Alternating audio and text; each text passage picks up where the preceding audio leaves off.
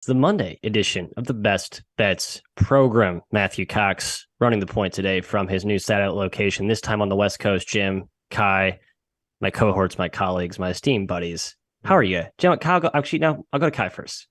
Kai, what'd you learn this weekend? What'd you do this weekend?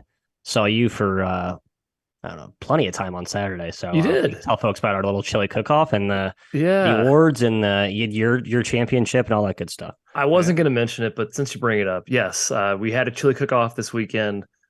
Matt and Jim were there. Yes, I did win. Yes, I did host the cook-off. Was there a little bit of foul play behind the scenes? I'm saying no, but there is some speculation from the crowd. They think I cheated. I didn't. I let the chili speak for itself. I've never won the cook-off. I was excited to win it, so thanks, guys, for coming. We're going to a neutral site next year. It'll be a neutral site. Neutral site next year. Yeah. I'll have it known that Kai's wife counted the votes. She did count the votes. Yep. Another shady thing for sure. Matt is in California. The guy's a world traveler. This guy's everywhere, coast to coast. We love it. My takeaways for basketball, Ohio State. How about them? They got off the schneid. They beat Illinois. Who says no to winning the Big Ten tournament? I do. They probably won't do it. But Michigan also, Jim, beats Wisconsin, makes the bubble a little bit more interesting. Bracketologists, get ready, sharpen those pencils. It's coming up. Jim. Yeah, this might have been the craziest weekend of the season, just given the buzzer beaters, some of the results that we got. I mean, the Arizona State-Arizona game, Kai, we flipped over to that at the cook-off, and we're flabbergasted at the 60-footer that Cambridge hit to win that game.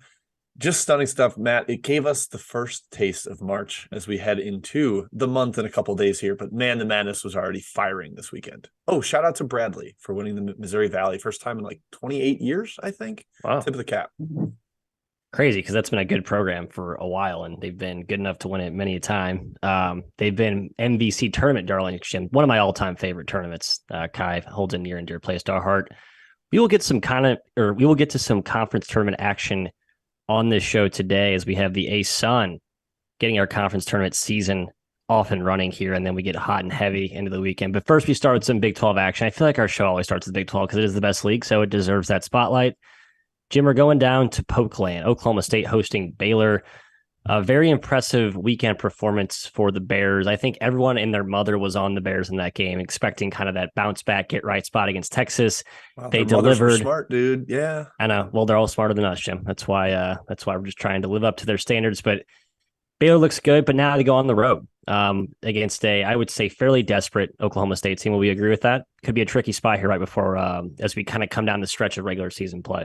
I'm going to say more than desperate. Oklahoma State's lost 4 in a row, and they are sinking rapidly towards the bubble. You make head-to-head comparisons of their resume with West Virginia, and it gets dicey. And I mean, Texas Tech is definitely outside looking in compared to them, but Oklahoma State needs wins. You don't want to go into the end of the season losing 6 in a row. They've got at Texas Tech on Saturday, so it's certainly possible. But Kai, I think the big story is no Keontae George here. Sprained ankle for Baylor. They're actually getting smashed by Texas when he got hurt, and they came back and had a super impressive performance without him. Jalen Bridges really kind of emerged there. Still have Flagler, still have Cryer, Langston Love, rather important, my ACL brethren there. So it's not like Baylor is incapable without him, but taking away that ceiling outcome with having a star freshman like that is a bummer. I think I lean towards Oklahoma State here without him, but I'm not betting this game. I don't have it figured out. Yeah, obviously the injury concerns are both sides. Avery Anderson, I think his absence is finally catching up with Oklahoma State. 0-4 against the spread last 4 games. They just have trouble scoring without him. And Jim mentioned it.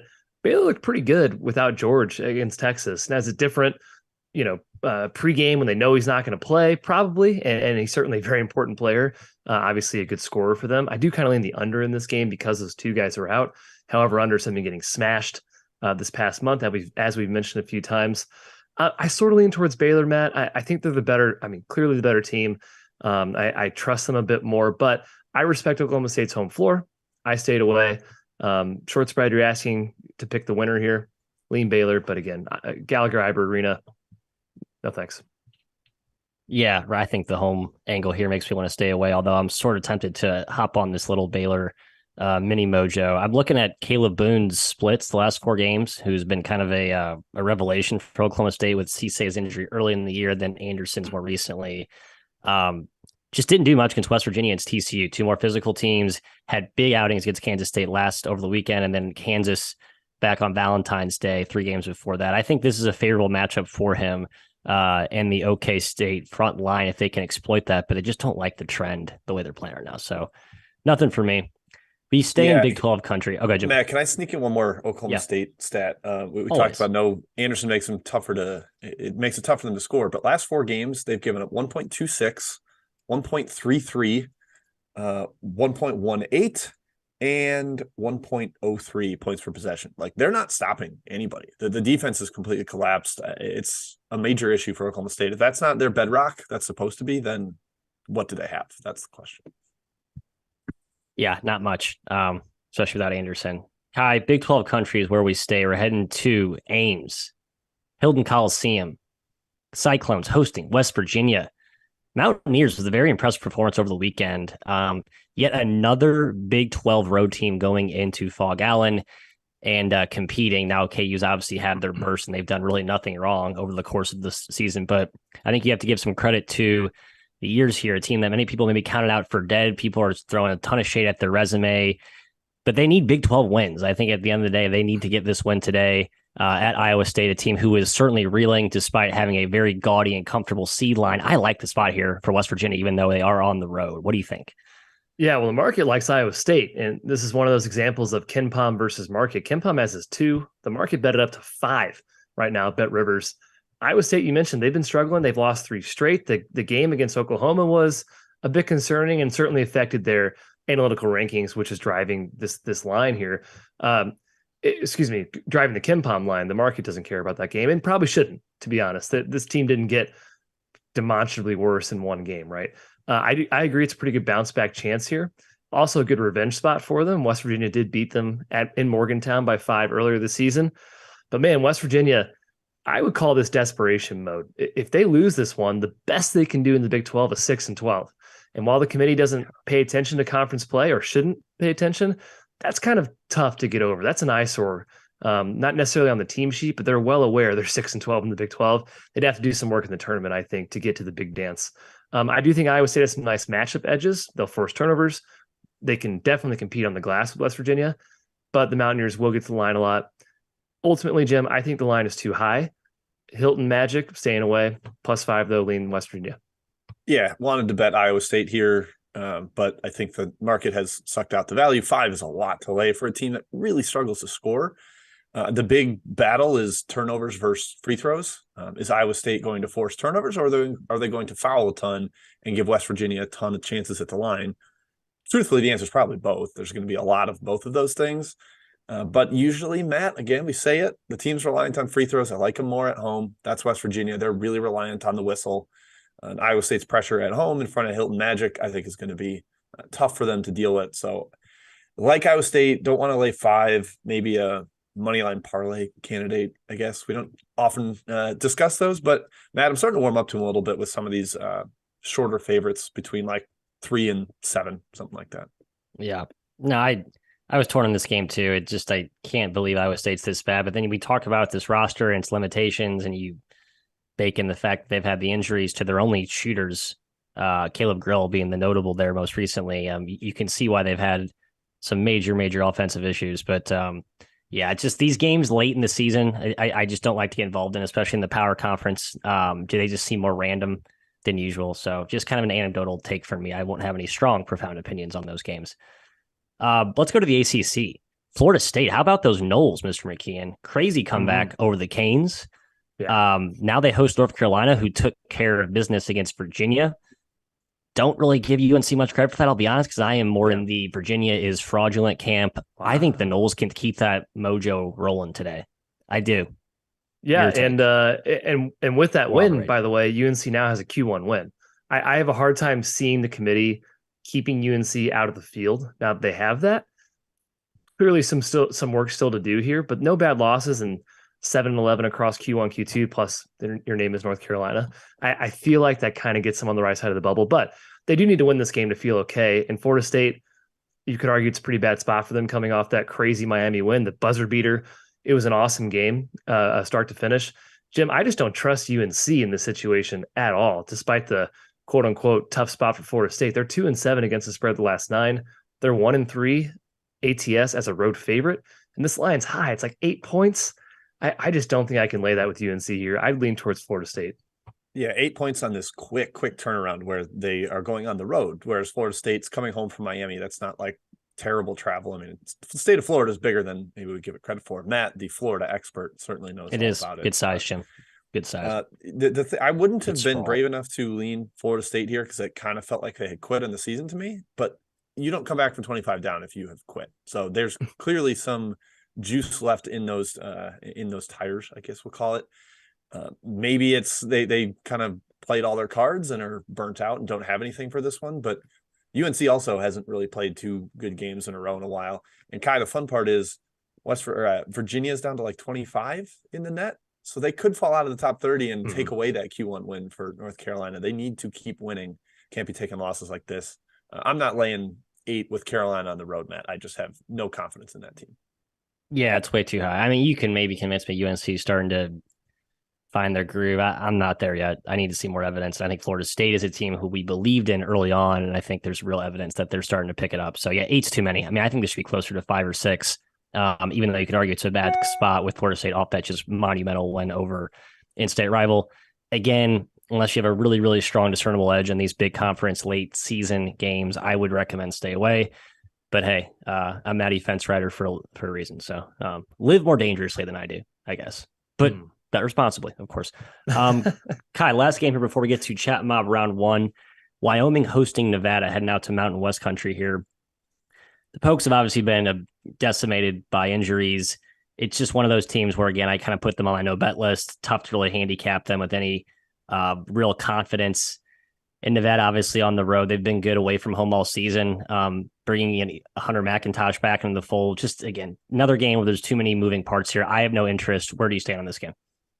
Yeah, Nevada, by the way, quietly 33rd in KenPom right now. They've been looking very good recently. They're pretty much locked into the dance at this point.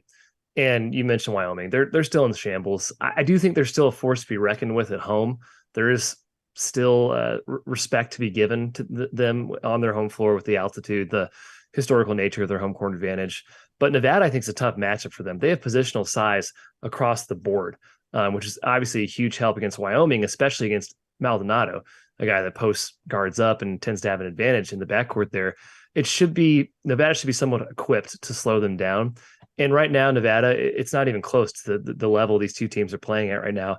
I'm not sure Wyoming on their home floor can even put up a fight here. So I lean towards the Wolfpack. It's like 5.5. That'd be my lean, Jim. Yeah, 5.5. I mean, I just don't love laying a ton with road teams at this stage, but you're right. Nevada's playing a lot better. They've gotten Hunter McIntosh back, guys. They very sneaky under the radar, was presumed to be their starting point guard entering the year. He's now played 11 and 13 minutes the last 2 games.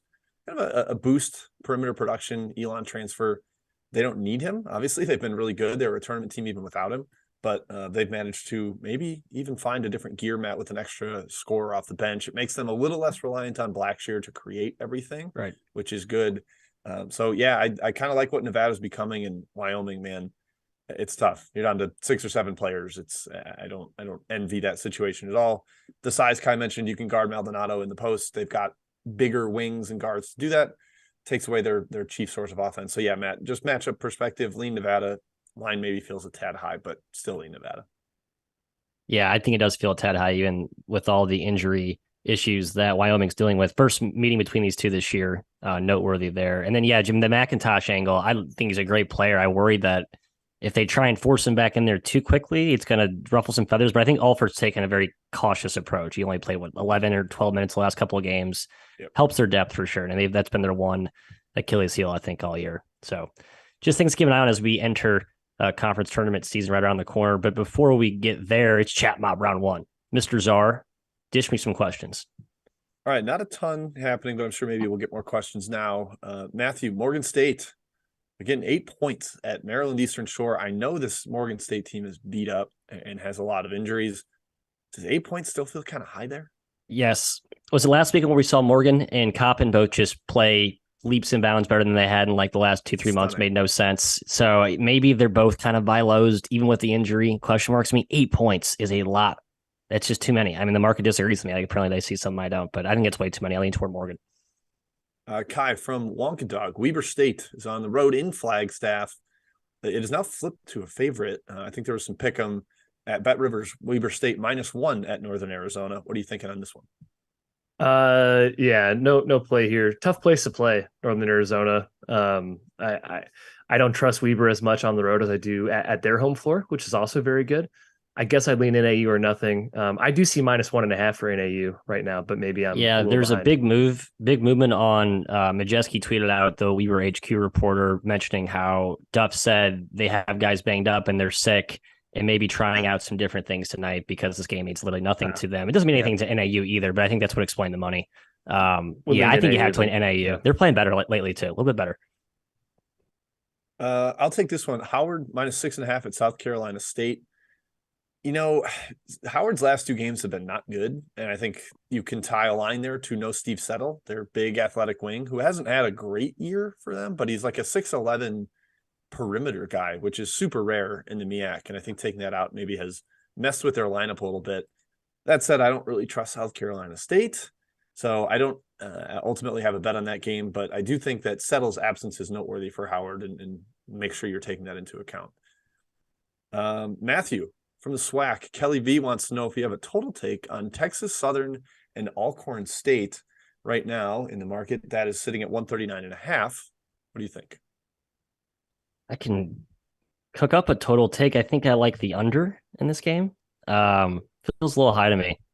I know Texas Southern has been their pace has fluctuated a little bit, but I would lean under. I just think this game gets a little too little slower than what Ken Pom has is projected at 60. What is that? 67. My internet would load here. I lean under. Nothing strong, obviously. As you can tell, I'm rambling. Do you anything on the side?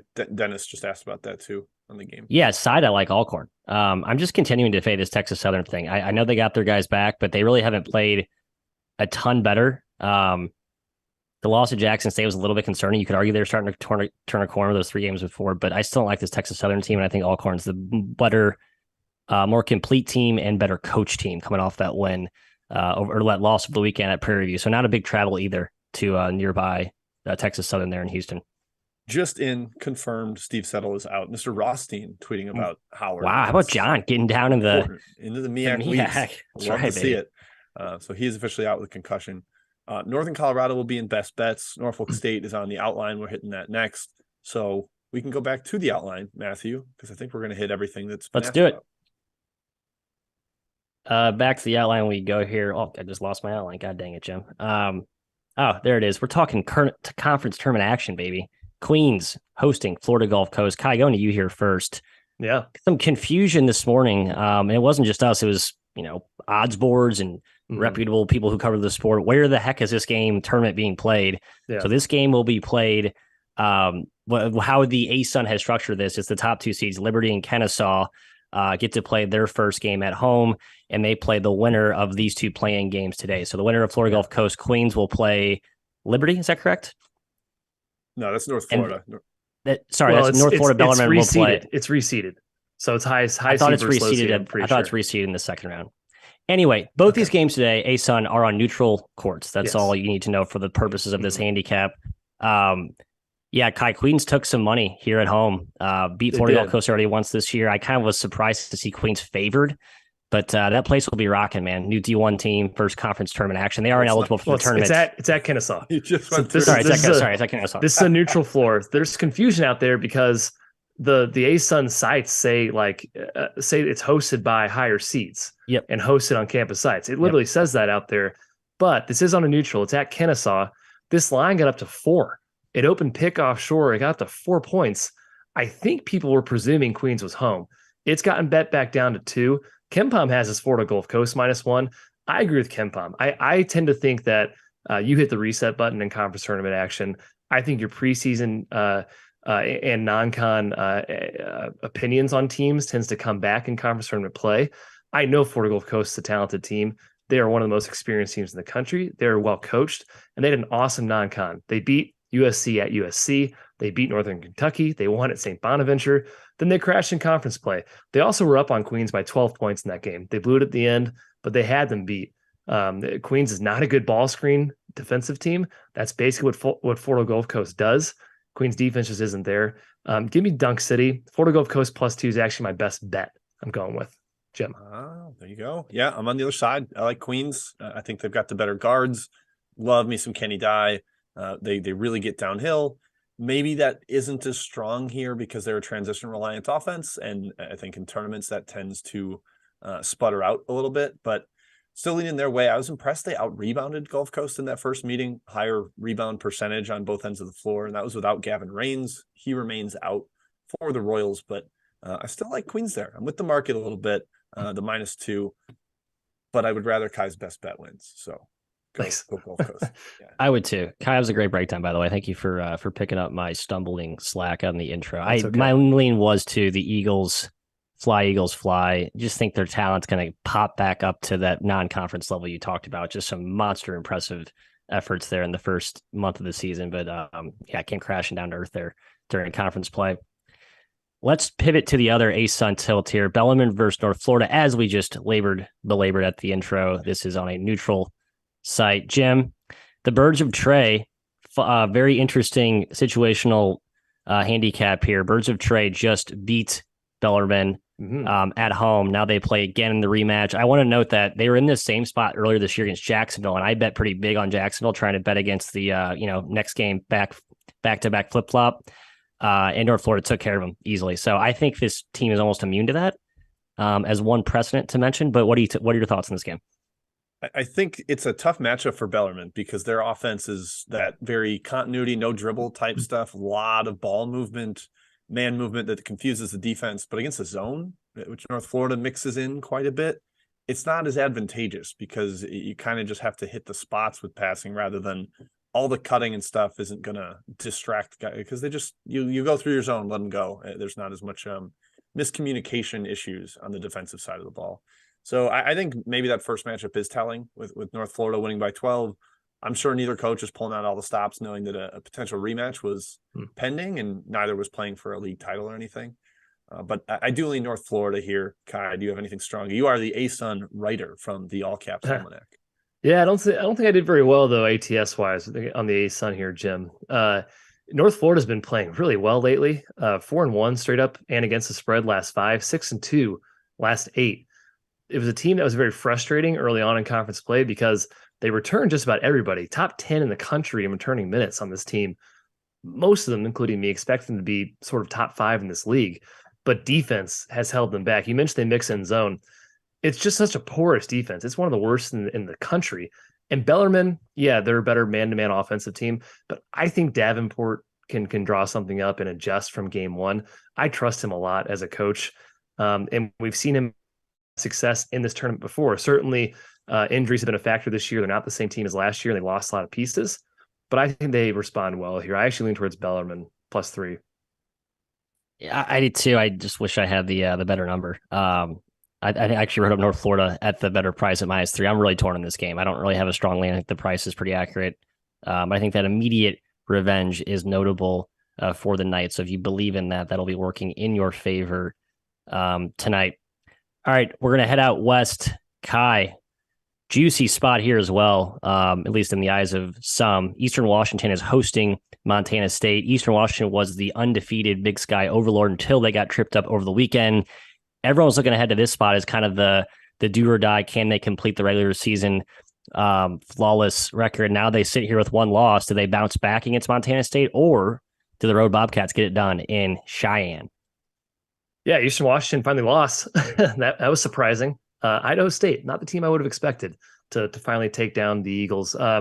Montana State, I think, is also locked in at the 2 seed. So there's no angle in terms of playing for a higher seed in the Big Sky tournament. These teams are 1 and 2. Eastern Washington beat Montana State on the road in game 1. They led by as many as 9, but it was pretty back and forth throughout. Eastern Washington is just such a tough team to beat because they don't miss. 10 for 27 from deep in the first game, 18 for 20 from the free throw line. They're just such a good shooting team. However, I still think Montana State's the best team in this league. They have the best defense by a significant margin. I think we see them put up a good fight here. I lean towards their way at +2. Real quick here. Sorry, it's Cheney, not Cheyenne. I want to make sure I get that correct. Cheney, Washington. Cheney. Thank you, Jim. Go ahead. Yeah, Montana State is my best bet here. +2. I'm taking that. Kyle, you mentioned them having the best defense in the league. Specifically, it's the best interior defense. They have the best 2-point percentage against in the conference. That's crucial against Eastern Washington, who shoots like 65% in league play from 2-point range. You got to be able to combat them inside. I think they can. I like that road flip-flop angle between two teams of relatively equal ability. Maybe not the same when there's a stark contrast in ability, but these two are very, very close. And maybe the one loss for Eastern Washington kind of like cracks their mental state a little bit, where they were just rolling every single game. And now suddenly it's like, oh, we're mortal. We're not completely invincible like we thought we had been. I like Montana State there. I know there's no seeding angle here, Matt, but I think there's some psychological advantage to getting a big win over this team as you enter the league tournament. I agree with you. I was so close to adding it myself, just really bothered by the fact that Eastern Washington lost over the weekend. I think this was like the all-time spot to fade Eastern Washington on this magical carpet ride run, but then, of course, it kind of came to an abrupt halt over the weekend at the hands of the Bengals. So I am not getting involved here, Jim, but I think you have the right side. Let's finish up the outline here. We're going to MEAC. That's right, Mr. John Rothstein's domain of expertise. North Carolina Central is hosting Norfolk State. Kai, we have some regular season title implications on the line here. Both teams are either tied or a game behind. I think it's a 2-3-way tie atop the leaderboard at the current mark. Norfolk 9-3, Howard 9-3 with their recent swoon, and NC Central at 8-4 with only 2 games remaining here. Kai, I lean toward Norfolk. I think they're the more complete team. I've been in on this team more from start to finish. I think you see more of the teams play to their true form and caliber late in the year. And I think when there's equal motivation, I lean Norfolk. Your take? Yeah, they have 2 tough road games in Norfolk to finish conference play. It's here and it's at Howard. So basically 2 of the best teams in the league. That stands in their way to win another league title. I saw Robert Jones, their coach, tweet out, this is the first back-to-back 20-win season for Norfolk since 2012, 2013. So kudos to him. He's a fantastic coach. It's a great program. Norfolk won game 1 by 6. It was pretty close throughout. I still think this is by far the best team in the league. It's the best offense in the conference. North Carolina Central has been relying on their defense. They have the best defense in the MEAC. On the offensive end, they rely on Wright and Boone to score. Fantastic guards for them. And Moten's no stranger to big games. He's been to the dance several times, been around the block. But ultimately, I like Norfolk's pieces better. And Jim, this is only the 6th time all season they've been a dog. So when you're offering me Norfolk +3, +3.5, I lean their way. Yeah, I bet Norfolk to win the conference at like a little less than even money to start the year. I thought they were going to, bringing everybody back from last year, I thought they'd kind of run through it. Clearly has not been the case, but I'm still clinging to hope that we can get there on a regular season title. Christian Ings being out like for an extended period of time, he's still not back, has been a major problem. One of their key shot creators. Put a little bit more on Joe Bryant's plate. But I do like Norfolk here. I think they're a slightly better team. Getting 3, I don't give a ton for the home games here in this league. And that kind of indicates they're about equals. I lean towards Norfolk. Nervous to bet it because I already have some decent investment in them winning this game from a long-term future sense. But Matt, definitely a Spartan lean for me on the matchup today. Yeah, Norfolk goes to Howard on Thursday, so they can basically vault themselves into the top spot here with 2 straight wins. Again, it's where I lean. So market apparently disagrees. They bet this from -2 to -3 with NC Central, but go Spartans. Fun team in the eyes of many Mizzou alumnus, as we all remember. The old Robert Quinn first round. Sorry, I didn't have to. I know. I'm sorry. We're getting it from the chat. We're getting it from you. O'Quinn. Chat's already thrown. Kyle O'Quinn. Kyle O'Quinn. Robert Quinn. Sorry. Former Ram DN. Yes. Solid player. Let's go to chat mob part 2. All right. Matt, we're going to start with you from a question from Matt Akers. Southern at Florida A&M.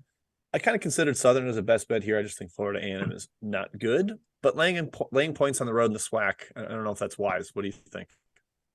Yeah, and Southern just got beat, right, at Bethune over the weekend, so you could argue it's a good bounce-back spot. They're going from, Tallahassee to Daytona, so it's not a terrible drive. It's definitely better than a lot of the SWAC travels, and they had a week off before that. Yeah, I kind of lean Southern here too. Jim is kind of a bounce-back, smashy spot. Yeah, sitting 6.5, 7 in the market for the record. Yeah. Ken Palm has it 5. Wow. Yeah. Kai, Montana at Idaho. Let's see, Montana right now laying 5. Idaho has definitely trended back down. Early in the year, we were kind of like, whoa, how good is this Vandals team? But haven't been nearly as dominant or impressive in league play. You think the Grizz get a big W on the road here in the Big Sky? Yeah, tough. I think it's a weird place to play Idaho, and they seem to have this knockout punch ability in their back pocket. So I tend not like to fade them as a home dog because I can't really trust what I'm going to get every single night from them. And Montana, certainly a vulnerable team this year. They're not the Montana of old. They're susceptible to losing as a favor on the road. So I'd probably stay away. Yeah, not a ton on the line there. Montana locked into the 4 seed. Idaho is going to be playing in the opening round of that tournament, no matter what happens. So again, motivation stuff tough to deduce there. I believe that's it for chat mob questions that I've seen. Oh, Matt from Dennis Parker, Coppin State and Delaware State. I really like Delaware State at home. I think that Coppin performance last week was an aberration. So I kind of lean towards the Fighting Stan Watermans. Anything for you on that game? Yeah, it feels like a team that is, you're going to get like a hard, gritty, gutty effort versus a team that's extremely volatile and also injury riddled as well. I kind of lean with you, Jim. It's tough for me to bet against Coppin as a dog given the talent disparity there, but the talent disparity is not that big when you factor in the injuries. So I kind of like your angle. All right, good. Yeah, I think we can go to best bets. I'll start us off. Man, I forgot to talk about the stare down for Fair McCaffrey. Good stuff. We don't have to talk about that right now, but that was ridiculous. I like Fran. We'll talk about it on our podcast. Do you? Okay, we'll talk about that later. No, I don't. Reminder of my best bet. It's Florida Gulf Coast +2 neutral site game against Queens ASUN tournament. Hoping Pat Chambers delivers for me. To Jim. My best bet was Montana State +2. They are on the road at Eastern Washington, but I think they make a little mini statement before the Big Sky tournament of, hey, we're coming for you, Ewash. We're coming for you. So Montana State. Matthew. Northern Colorado -5. I hinted at it earlier, but I think there's a little bit of just a very juicy spot situationally here. You're getting that Idaho State team that just beat Eastern Washington. Now they go on the road to Northern Colorado here. So I think it's going to be just a great spot for a team that I haven't trusted all year. Northern Colorado, right? They've been kind of underperforming, underachieving. And Steve Smiley's talked about that too, but I think they're better than what we've seen. And I think today they put a pretty good beating on Idaho State and kind of a throwaway game for the Bengals, in my opinion. So Northern Colorado -5. I almost took first half -3, but I'll go full game. That's all we got, I believe. Thank you for joining. Be back tomorrow, Tuesday, same time, 1 Eastern, 10 Pacific. That's my time currently, 12 Central. Until then, good luck tonight. Winners only, please.